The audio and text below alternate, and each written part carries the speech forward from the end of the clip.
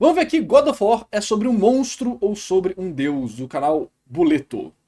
Em um momento tem violência, uma batalha contra uma... Eu joguei pouquíssimo de God of War. Eu joguei na casa de amigos, um pouco do PSP, mas eu nunca entrei na franquia. Eu tenho até a edição de colecionador do PlayStation 3, que vem o 2 e 3, a estátua do Kratos e tal, inclusive tá ali, ó. Mas aí, pô, sou totalmente... né? Eu nem conheço God of War e tem uma estátua do Kratos por algum motivo. Ali também tem um livro de edição especial do RPG de mesa Shadowrun, D&D 3.0, tem umas caixas de jogos. Aqui tem um monte de mangá nacional, livros ali e tal. Mais livros aqui. Um fichário. Isso aqui foi uma amiga que fez pra mim. Do livro especificamente, não da série. Eu não sei, foi meu pai que me deu de presente a edição de colecionador, porque eu gostava de videogames. E God of War é videogame logo. Então eu deixo aqui. A estátua é bem legal. E um dia eu vou jogar. Isso tem 15 anos que ele me deu o negócio, quase. Nunca joguei, mas tenho. Pois é, né? Sou Lego Convicção. Eu nem sei porque eu tenho, cara. Eu sou simpático a God of War 1 e 2. Foram os que eu joguei um pouco. Mas eu não sei de nada sobre. Vida e sexo, e no outro ele se joga de um penhasco. God of War é esse jogo bizarro que transita entre momentos fodidos. Você tem que entender que eu tinha um pouco de console e tal, mas o que eu jogava mesmo era isso aqui, ó. Eu ficava jogando Ragnarok Online o dia inteiro, todos os dias. Meu vício era esse, meu vício era MMORPG. Então, o tempo de vida de alguns de vocês eu tenho de Ragnarok Online. Um espetáculo e uma história íntima de profunda tristeza, sem que as duas partes se diminuam. É o resultado de 4 anos de trabalho árduo de muitas pessoas talentosas que fizeram uma conquista monumental. E para entender como ele consegue isso, a gente precisa voltar lá pro início. Meia-noite, horário oficial do Óleo de Macaco.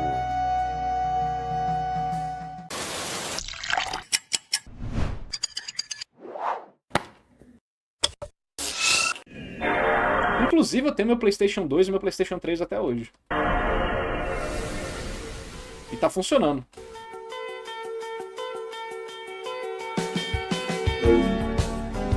Revisitar jogos é sempre curioso. Às vezes você descobre uma pérola esquecida pelo tempo. Às vezes você descobre algo amaldiçoado. Jogos que diziam que eram bons, na verdade são uma grande pilha de merda. Jogos que diziam que eram ruins são piores ainda. E existe um seleto grupo de jogos que eram considerados bons e são bons de verdade. Então, God of War realmente é esse jogo nota 10 como todos dizem ou é um pedaço de merda? Cara, eu vou chutar aqui que deve ser um jogo muito legal. É tipo, realmente, muito top, divertido, gameplay gostoso, pancadaria desenfreada. Só que, como tudo na internet, é 880, né? Não, ele realmente é muito bom. É muito raro que no primeiro jogo de uma franquia nova, de um estúdio novato que só tinha Aquele negócio, né? Eles deram a chupinhada lá daquele jogo japonês, né? feito um jogo de corrida, algo tão icônico nasce. Lembra do cara que disse que Metroid Dread é um jogo ruim porque ele não sabia atirar no teto? Why? Esse idiota é o diretor desse jogo. Quando você começa a fazer Então, o diretor do God of War 1, ele tem uma presença online, no mínimo, duvidosa. De vários vídeos falando certas coisas muito estranhas ali. É tipo, ele é meio que da galerinha do... Temos que proibir hate, essas coisas assim, sabe? as contas, percebe que é um milagre que esse jogo não tenha explodido na produção. 2001 foi lançado o jogo que pavimentou o caminho para jogos de ação modernos, introduzindo novas ideias e conceitos que se tornariam o esqueleto de um subgênero novo, Onimusha. E Devil May Cry também. Eles mudaram completamente como se fazia combate em jogos 3D. Eram precisos, com nuances em cada movimento, responsivos e estilosos. Mas o God of War não se inspirou nesses, né? Não foi num jogo de mitologia persa? Persa? Babilônica, sei lá.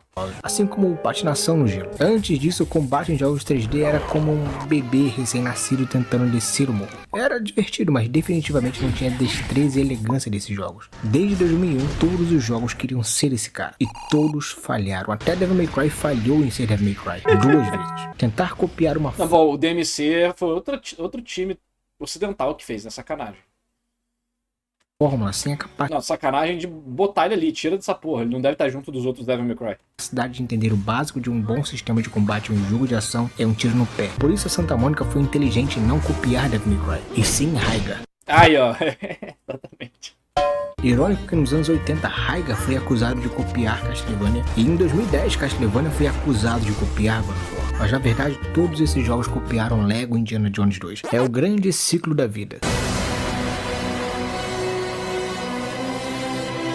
Quando eu era criança e joguei God of War, eu fiquei fascinado. Sexo, violência, um calvo usando saia, vingança e um gameplay fácil para uma criança burra compreender. Era tudo que eu queria de um jogo. Você começa esse jogo lutando contra soldados, zumbis diários, na chuva, nos destroços de uma frota de barcos no meio do mar Egeu. As ondas batem e reverberam no casco do navio. Você sente essa atmosfera na ponta dos seus dedos. E aí uma hidra gigantesca chamada Luciano te ataca, mas aí você revira. Cara, esse vídeo é muito... Tem os criadores de conteúdo que tem um estilo de vídeo que é muito esquizofrênico pra mim. E pega ali. As arpias escangalham esse cara no meio. O Luciano volta explodindo o chão. Você chuta o cu dele de novo, fala com o Poseidon, ganha esse poder que faz. E aí vem a Hidra mãe com 2 Luciano. Você trava a cabeça dele no chão e entala a madeira na boca da Hidra. Você entra na boca dele. Cara, o que eu sinto dele falando aqui, um pouco das minhas memórias e tal, e do impacto cultural de God of War, é porque era um jogo que não tinha medo de ser ele mesmo. Ele não tinha medo de, ai, vou ofender alguém. Ai, é violento demais para as crianças. Ai, tem sexo, não pode. A mulher vai ser sensualizada. Mano, ele fala, vai ser tudo isso. Vai ofender criança, mãe, pai, avô, avó, evangélico, ateu. Eu vou ofender todo mundo nessa porra. E ele falou, vou fazer o que eu preciso fazer para ser interessante, divertido e legal, né? Uma coisa que eu sinto que tem uma vibe parecida com isso é Metal Gear Rising, Revengeance. Ele não tem medo de ser exagerado e idiota, né? Ele vai ser idiota com orgulho nas cenas de ação super exageradas, mas é isso que torna ele legal também, né? Então, o jogo não ter medo de ser ele mesmo e arriscar. Sim, eu vou deixar alguém incomodado. Alguém não vai gostar do meu combate, alguém não vai gostar da minha direção de arte, alguém não vai gostar da minha história, da minha estética, mas outras pessoas vão. E hoje em dia, muitos jogos, principalmente os de grandes estúdios, eles não seguem essa lógica. Eles seguem a lógica de isso vai incomodar alguém? Ah, então não pode ter no jogo. Ah, esse gameplay tá muito difícil, vai excluir algumas pessoas? Ah, então vamos deixar o gameplay idiota. Ah, essa história pode deixar alguém com um gatilho, então vamos tirar esse momento de morte da história, ou de uma frase mais pesada. Ah, esse jogo... enfim, sempre tem um negocinho, sempre tem alguém que vai ficar incomodado, eles sempre vão abaixar a cabeça pra tentar, né, agradar todo mundo. E tentando agradar todo mundo, você não agrada ninguém. É por isso que Concorde, Highguard, esses vários outros jogos, além de serem problemáticos de vários outros motivos, né, eles são jogos que eles não são feitos pensando em agradar um público específico. Eles são feitos tentando agradar todo mundo. Para ter o máximo de pessoas no seu jogo como serviço e você ganhar muito dinheiro. E dá uma merda, né? Dá uma merda enorme.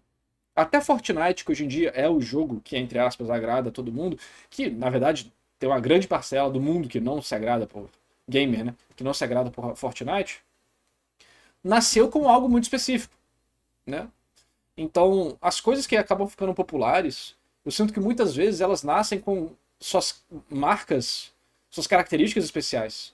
E aí isso atrai as outras pessoas, porque aquilo tá sendo ele mesmo de todas as formas. Então, se você até pegar COD e Battlefield, que são muito populares, você pega eles nas suas origens, ou nos seus grandes momentos, eles são jogos de tiro? São. Não vai agradar todo mundo. Tem gente que não gosta de jogo de tiro. E mesmo dentro do jogo de tiro, um vai ser um tiro mais arcade, o COD, né? E o outro vai ser um tiro mais realista, com gravidade na bala, que a bala cai, faz curva, o caralho.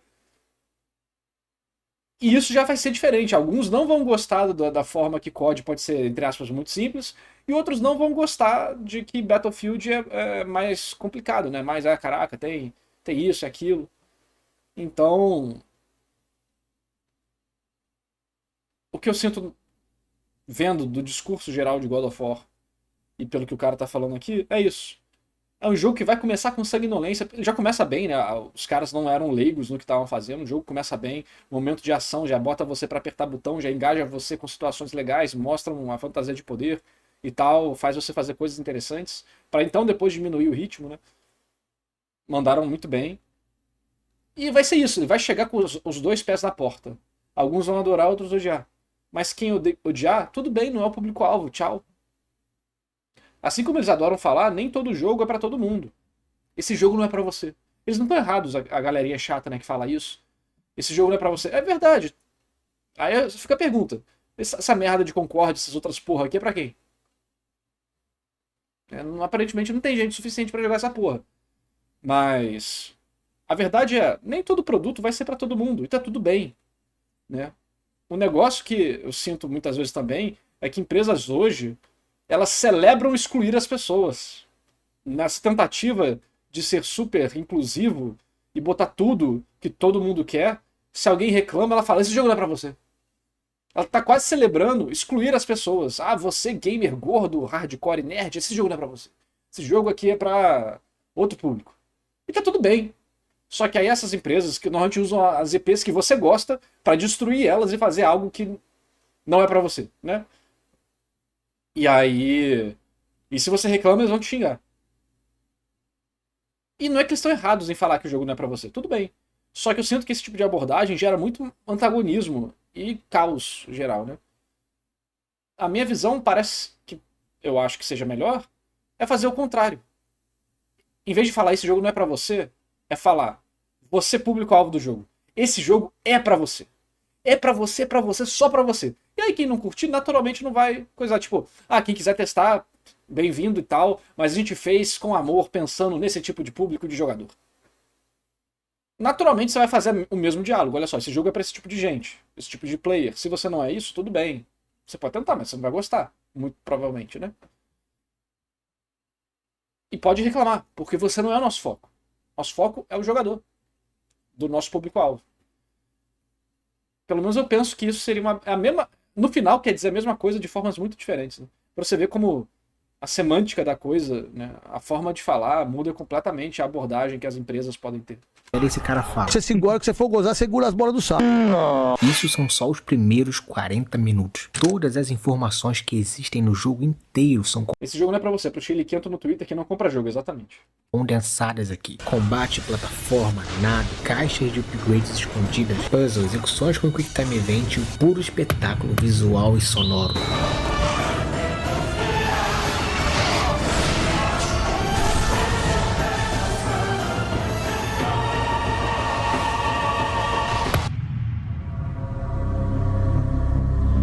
Barcos naufragados, uma cidade no meio de uma guerra, esgotos, ruínas e um deserto desolado, templos místicos, um lugar fascinante desmancha dentro do outro, sem uma tela te dizendo novo capítulo ou fase 4. Você tá andando e bum, nova área. Do começo ao fim, não existe tela de loading. Isso dá intimidade à geografia desse mundo e cria essa sensação de vida em escala gigantesca. Tem uma hora que você consegue ver lá longe no fundo relapsos de uma guerra. Mais pra frente você tá de cara com o campo de batalha e vê áreas arrombando o exército da cidade. A guerra começa a sangrar pelo seu caminho quando você se dá conta que você tá no meio da porcaria. O que tava longe passa do seu lado como se não fosse nada. E os cenários não mostram só o que vem pela frente, mas o que ficou pra trás também. Na cidade você consegue ver o mar, no tempo você consegue ver a cidade de Atenas em chamas, e tudo faz um ciclo completo, quando você tá no inferno e sai pela cidade novamente. Tudo isso é apresentado com uma excelente arquitetura. É bem claro que os desenvolvedores tomaram muito cuidado para que tudo parecesse real nesse mundo cheio de fantasia.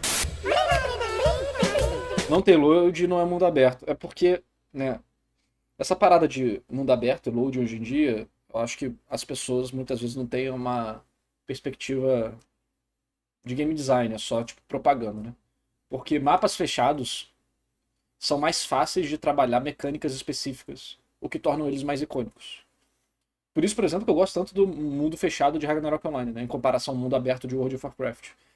Porque assim, no Ragnarok, você pode organizar o mapa para ele ter mecânicas específicas que mesmo no jogo online não tendo, no normal, nos servidores privados tem, mas você pode ter a divisão de monstros. E o fato dos mapas terem portas, né, portais para o mapa, permite que você faça dinâmicas específicas que no World of Warcraft não tem. E outros jogos, tipo, né? Porque os mobs, eles andam e depois eles voltam até onde eles ficavam. No Ragnarok, não. Os bichos vão enquanto eles estão te vendo, eles vão te perseguir até o final do mapa. E se eles pararem de te ver, eles não vão voltar para a posição que eles estavam. Eles vão ficar onde eles estavam e ficar andando por ali. Então isso criava condições de mapa totalmente diferentes. Às vezes você estava no início do mapa e tinha um monte de bicho no portal. Você fala, caraca, como é que eu vou sair daqui e tal. E isso gera algumas mecânicas legais de jogo. Galho seco, para quem lembra, enfim. Mas o jogo de... Eu tenho um vídeo falando como que eu faria um jogo de One Piece. Procura narrativando um jogo One Piece. É um vídeo bem legal, onde eu faço basicamente um GDD ali com vocês. E nele eu comento que eu escolheria fazer um jogo que não é mundo aberto.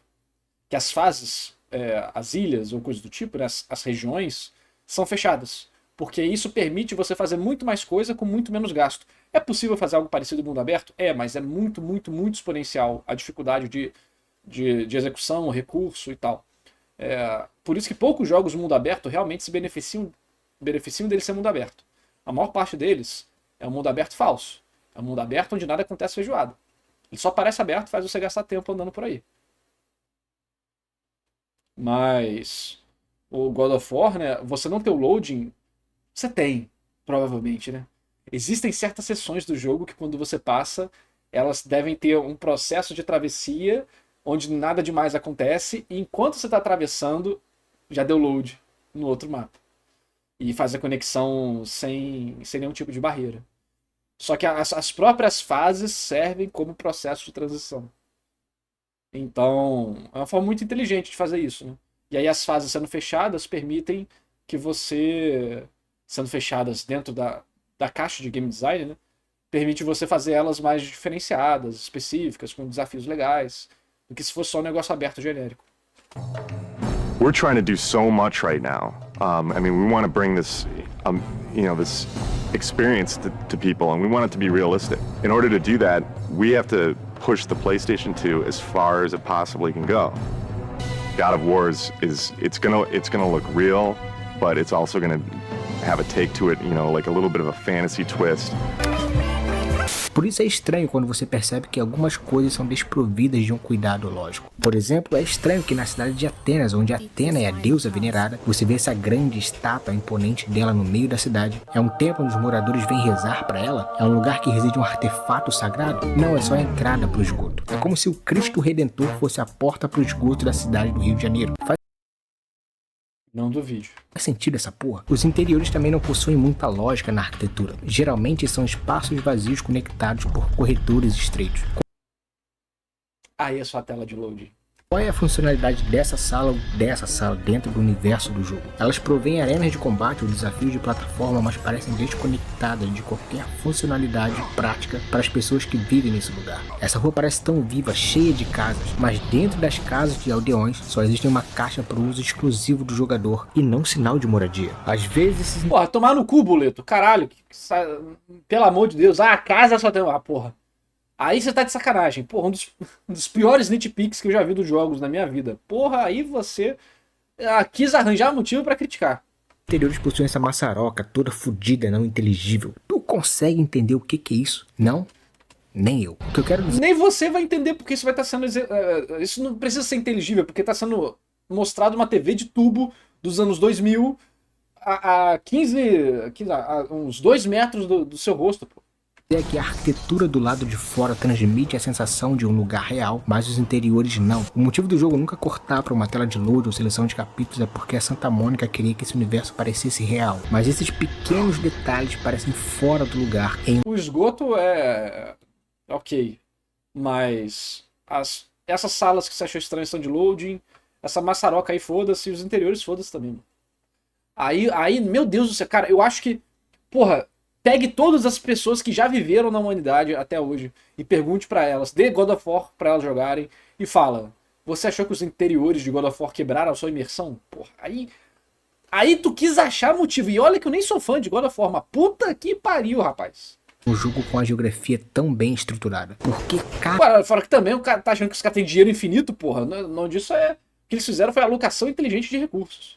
O que importava pro jogador e pro jogo, pra experiência, eles deixaram o mais lógico possível, interessante, bonito, legal. e o que tinha menos necessidade, eles cortaram o custo e deixaram só o básico. O mínimo que o jogador vai interagir para que ele precisar entender a situação, né? Caralhos, essa estátua serve como uma entrada pro jogo. Isso aí a gente pode concordar. O Templo de Pandora é tão icônico porque ele consegue conciliar muito bem a funcionalidade prática com a história por trás da construção das armadilhas. As salas serem projetadas com o único propósito de servirem como desafios, e armadilhas era o que o Patos Verde III queria. Mas por que eu tô obcecado com tudo isso? Lembra daquela imagem toda fodida que eu mostrei?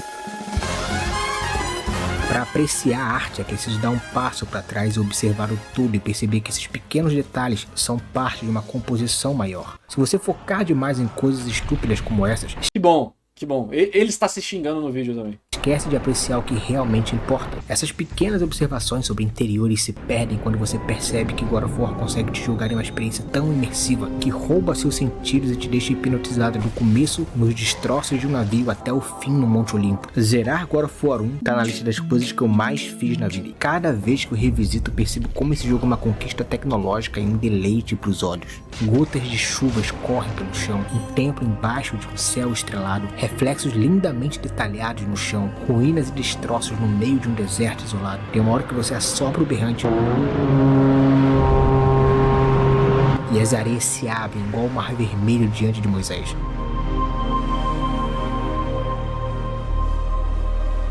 Quando você revisita um lugar, você consegue ver toda a destruição causada pela guerra que estava ao fundo. Isso torna o jogo tão vivo e cativante. A guerra de fato destruiu esse lugar. Pessoas realmente morreram nessa guerra. E isso te dá a sensação de progresso. E é curioso notar que esse jogo começa no mar e termina no mar, em duas perspectivas completamente diferentes. A quantidade de atenção nos mínimos detalhes torna tudo tão fascinante e místico. É impressionante que isso foi feito no PlayStation 2, um console lançado há 24 anos atrás. É como ver magia sendo feita diante dos seus olhos. Inclusive porque ele separa o jogo em fases, né? Você não vê o loading, mas ele está separado em fases e isso permite o processamento das coisas com mais cuidado e detalhe. Se fosse um mundo aberto verdadeiro, nada disso seria possível. A escala desse jogo era incomparável em 2005 e ainda é incomparável quase 20 anos depois.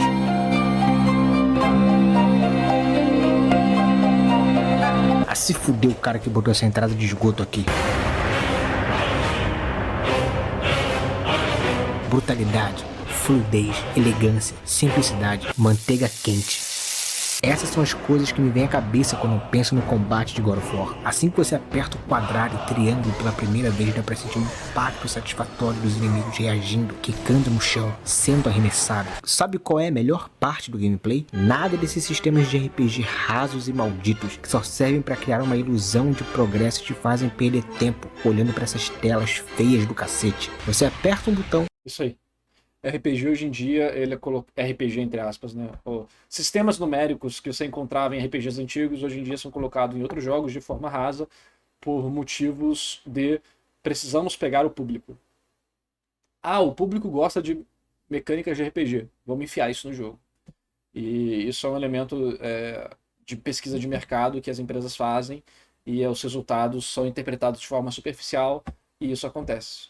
E às vezes vão ser os produtores enfiando isso no jogo, porque eles não querem saber do jogo, eles querem ganhar dinheiro, e às vezes vão ser game designers incompetentes que têm a mesma profundidade de um Pires, e não sabem fazer jogo de verdade, eles conseguiram entrar por conexões e coisinhas do tipo, sabe? Sim, acontece muito. Acontece muito. Pra você ter uma noção, no Assassin's Creed Shadows, a maior parte da equipe era o primeiro projeto que eles estavam trabalhando. Não sei se é a maior parte da equipe, mas a grande parte da equipe.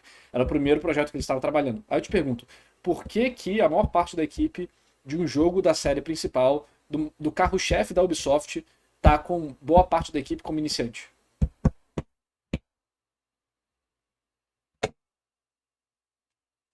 Pum, pronto. O Big Tem motivo. Eu não posso falar, senão vai dar merda. Upgrade. Olha o quão simples e estiloso. Mas é verdade porque as políticas internas da Ubisoft orientam esse tipo de coisa. É de propósito. Se você pegar o manual da Ubisoft, documentos internos, você vai ver isso. Esse menu. Ele conversa com toda a estética do jogo sem criar essa disrupção horrorosa na sua experiência. Vamos ver de novo. Olha como é que é simples, ó. E... bum. Simples.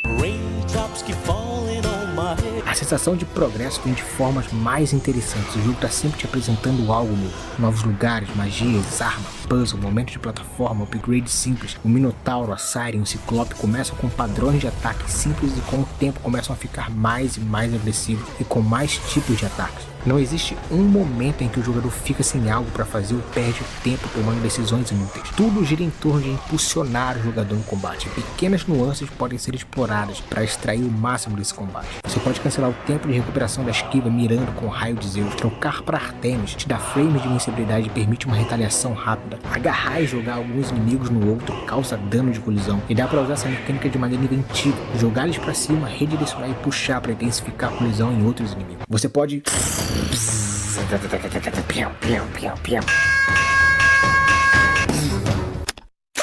God of War não possui a mesma profundidade de Devil May Cry, especialmente o 3 que foi lançado um mês antes. Algumas ações podem ser imprecisas como o agarrão e a mira. É possível abusar de agarrões no ar, trivializando o combate contra alguns inimigos. Mirar com o raio de Zeus ou com a cabeça da Medusa te trava em um lugar, te deixando vulnerável, e a defesa com Artemis é inconsistente pra caralho. Olha essa porra. Mas o combate é tão bom.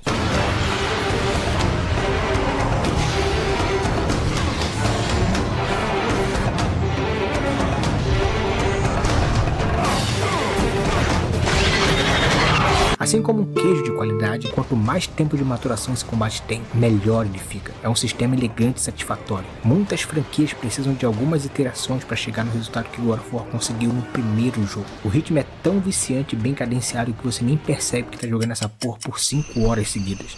Mas um bom sistema de combate não é nada sem inimigos divertidos. Hoje em dia eu percebo. Qualquer jogo. Eu jogo qualquer jogo, eu falo, caraca, já tô aqui há muito tempo. Ao vejo passou 40 minutos. Mas eu sinto como se eu já tivesse jogado durante 3 horas. A vida adulta cobra. A vida adulta cobra. De lutar. Por sorte, God of War tem excelentes inimigos como Tony Tornado, Peida Leite, Mia Khalifa, Luciano, Rex, Cavalo, cu de apertar linguiça. Todos são distintos e criam uma boa dinâmica no combate. É só uma pena que só existam 3 chefes no jogo inteiro, mas eles são memoráveis. A ilha não oferece nenhuma complexidade mecânica, já que ela é um chefe de tutorial. Mas puta que pariu, que chefe de tutorial foda. Já o Minotauro e Ares são maravilhosos e pontuam momentos de espetáculo junto com a música que entra no seu sistema nervoso central e te deixa anestesiado quando toca.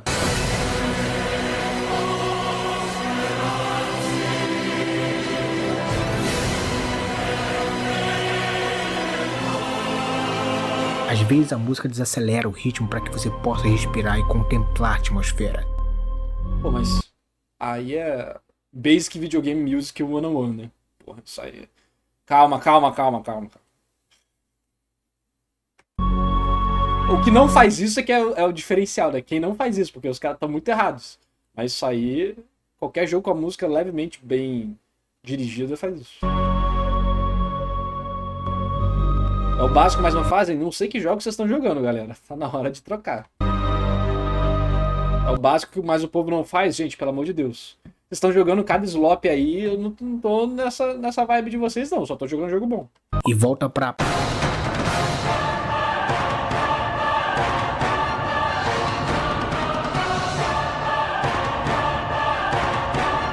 God of War, na verdade, é um... Pois é, tá jogando o jogo Brain Rot de Backrooms,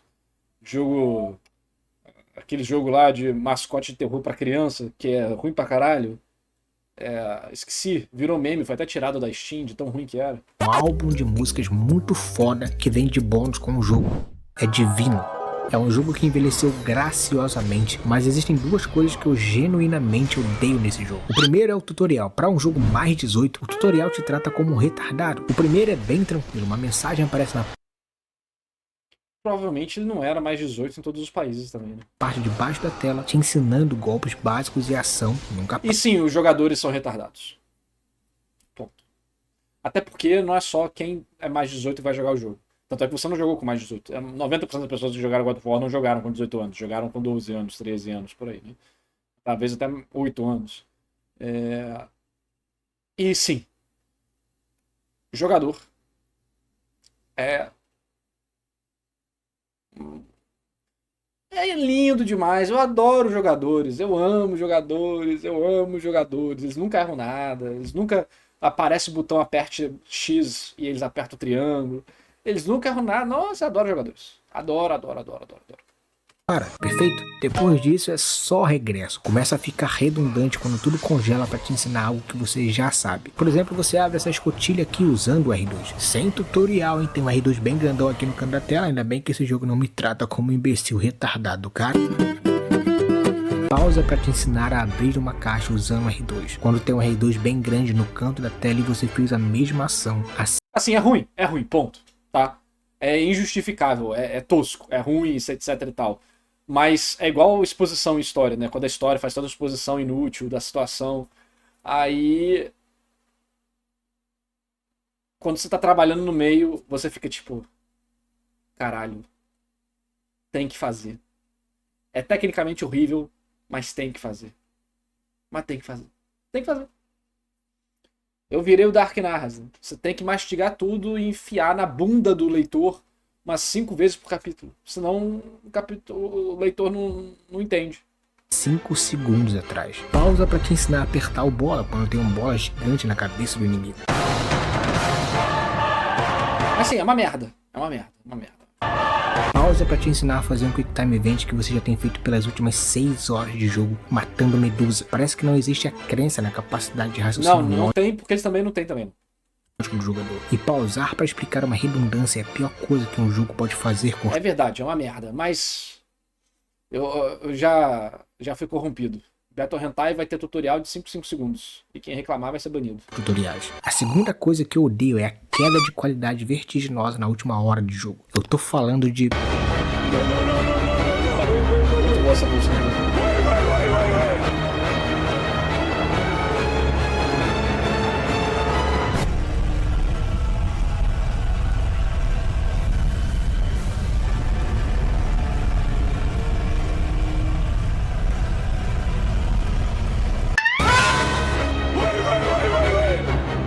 Tudo que envolve essa fase é uma merda. Sabe essas E jogos ficam ruins, tendem a ficar ruins no final, muitas vezes, né?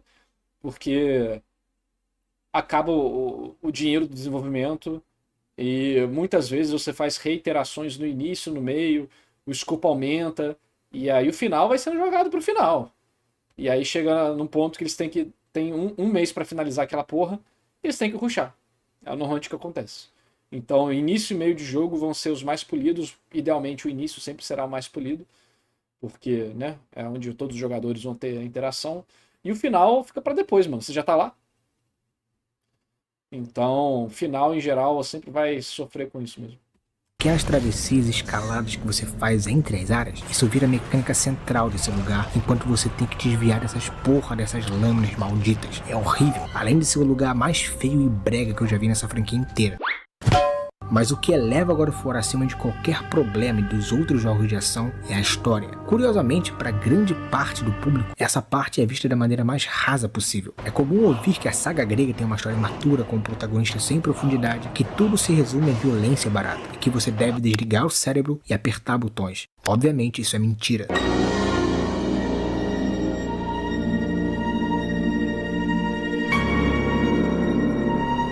Tem gente falando no chat que é facinho passar ali no final. Comentem aqui embaixo se você acha o final de God of War 1 fácil, a fase final, né? Fácil ou difícil. Vamos ver se existe debate aí sobre isso. Muitos jogos de ação têm universos e personagens interessantes, mas quando se trata de contar uma história com uma boa narrativa e atuação de voz... I should have been the one to fill your dark soul with light!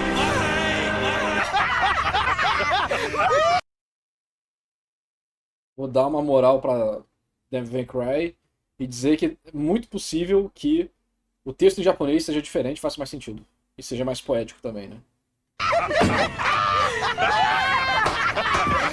A beleza de God of War está em como ele opera em dois extremos ao mesmo tempo durante a história inteira, assim como os mitos gregos. Ele pega essa mitologia e torna ela em algo feio e retorcido. E a gente tá falando de uma mitologia onde Cronos arrancou as bolas do próprio pai, Urano, jogou fora e do mar do sangue do saco dele nasceu Afrodite, deusa do amor e desejo. Só nessa pequena história, a gente toca em dois extremos, uma castração seguida de um possível patricídio e do surgimento de uma criatura que representa o oposto disso tudo, amor e prazer. A mitologia grega é cheia de dicotomias, assim como esse jogo.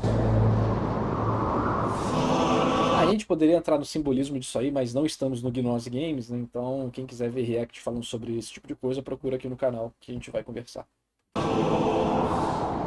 God of War é uma versão suja desses mitos. As criaturas parecem ter saído de um pesadelo, a morte é algo comum e o herói da história não é um herói. Para muitas pessoas esse jogo é sobre vingança e redenção, mas isso é só uma faceta superficial. Para mim é sobre a vida miserável de um homem apático, desesperado e completamente derrotado. Em outra perspectiva é a história de um monstro que mata outro monstro porque outros monstros mandaram. Hoje todo mundo sabe, mas na época descobri que o Kratos é pálido porque ele matou a própria mulher e filha, e as cinzas delas se uniram à pele dele como um castigo para que ele nunca esquecesse desse crime. Foi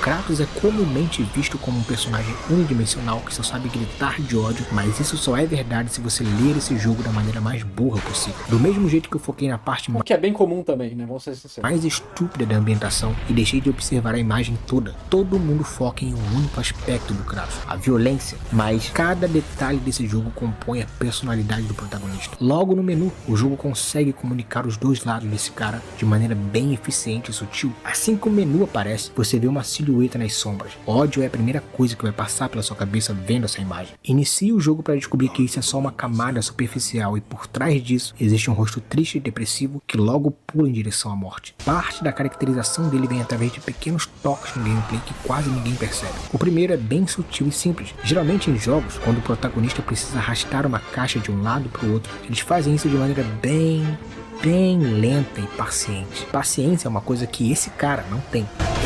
Então ele chuta as caixas quando precisa.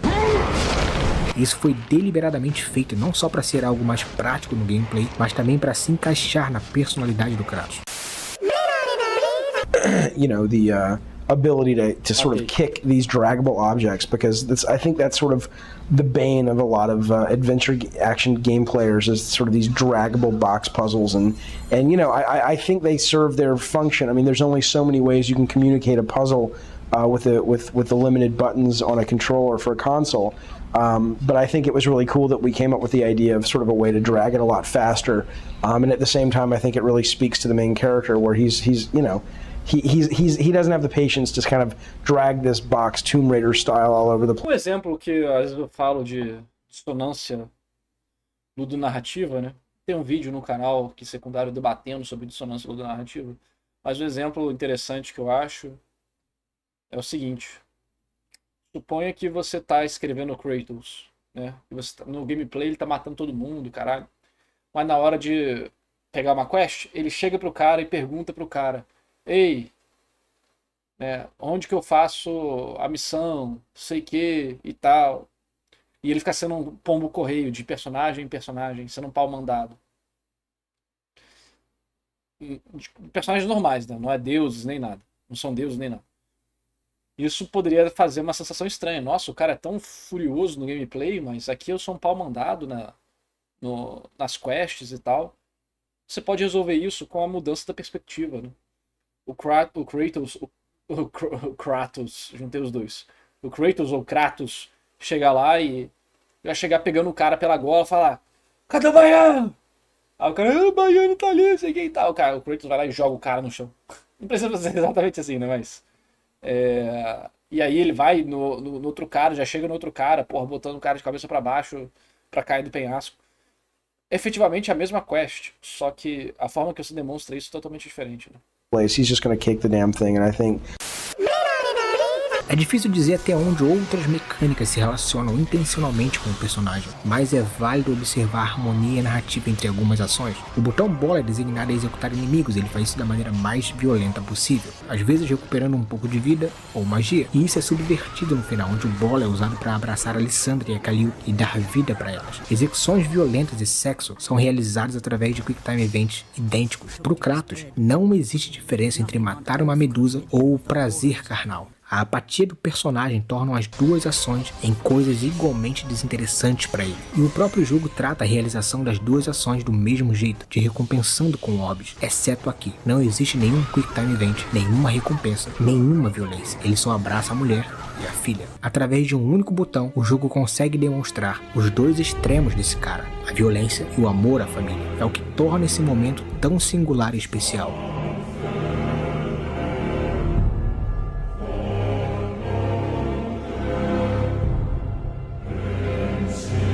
É uma grande cadeia de tragédias que desmoronam e ecoam uma em cima da outra como um dominó. É trágico que um capitão espartano, líder de um exército honrado, tenha se transformado em um escravo que faz serviços imundos para os deuses. É trágico que o trabalho que levou Patos Verdes III à loucura, perdendo os 2 filhos e assassinando a esposa, é a esperança de muitos soldados que morrem de maneira igualmente cruéis no Templo de Pandora. É trágico que depois de 10 anos de escravidão, vícios, recuperar um artefato sagrado, morrer, ir para o inferno e matar um deus, não existe um final feliz como recompensa. Na verdade, a recompensa é a indiferença dos deuses que culminam em um suicídio. É uma história muito bem desenvolvida em cima de ideias simples, onde cada personagem importa. Kratos, Atena, a Oráculo. Que porra veia? Coveiro, Ares. Jogar isso com 9 anos de idade depois de adulto é completamente diferente. Você começa a se relacionar e perceber coisas que geralmente não pareciam importantes. O herói é um miserável, depressivo e violento, viciado em álcool e sexo, covarde demais para aceitar os próprios crimes. Por isso que tem muitas mídias, né, que consumir elas, criança e adulto, são 2 experiências completamente diferentes. Eu tô tendo isso com Vagabond agora, né? Tô na edição 4. Totalmente diferente. Você lê quando é criança ou mais novo, ou com a mentalidade errada, do que quando você tá sincronizado com o momento da obra, sabe? A descrição de uma criatura grotesca e violenta, sem humanidade, carregando lâminas nas mãos, que mata tudo que vê pela frente, sem distinção do que é certo e errado, pode ser aplicada no herói ou no vilão da história. Qual é a diferença entre esses monstros e o Kratos? E qual a diferença do Kratos para Ares? No final, eles até compartilham a mesma barra de vida. Quanto mais você reflete sobre essa história, maior é a ambiguidade moral entre os personagens. Esses deuses aparecem, estendem a mão e descartam Kratos assim que eles conseguem o que querem. Para eles, ele é só um meio de conquistar um objetivo maior. Mas o jogo brinca com a sua percepção de moralidade, porque em retrospecto, Kratos faz exatamente as mesmas coisas. Ele aparece, estende a mão e descarta qualquer ser humano assim que ele consegue o que quer. E derrotar o deus da guerra não traz nenhum conforto. No fim das contas, ele aceita se tornar exatamente aquilo que ele odeia. É um jogo sem felicidade e sem redenção nos seus personagens, que termina em um tom trágico e melancólico.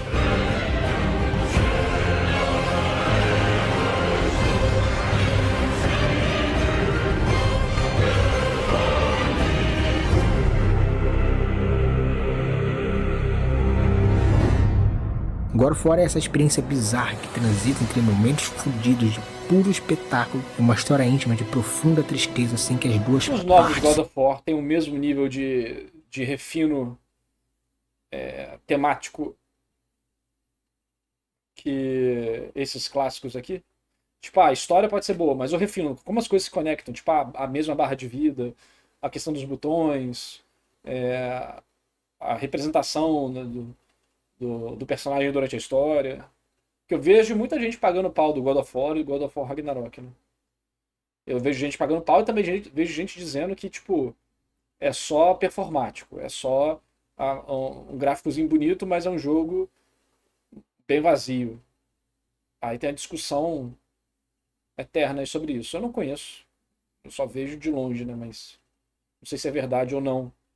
Aí eu vou deixar pra galera nos comentários debaterem sobre isso. É o resultado de 4 anos de trabalho árduo de muitas pessoas talentosas que fizeram uma conquista monumental. Eu não posso dizer que o primeiro jogo é uma obra-prima, tem muitas pequenas falhas, mas por quase 20 anos esse jogo ainda vive na minha mente como uma das melhores experiências que se pode ter com videogame. Esse é o primeiro jogo da minha franquia favorita. Ele é tão bom que quase me faz esquecer dessa porra de entrada pra esse esgoto filho da puta. Eu sei como ele se sente, que às vezes eu fico travado num negócio muito idiota, que fica tipo, cara, como que eles botaram essa porra idiota aqui, cara?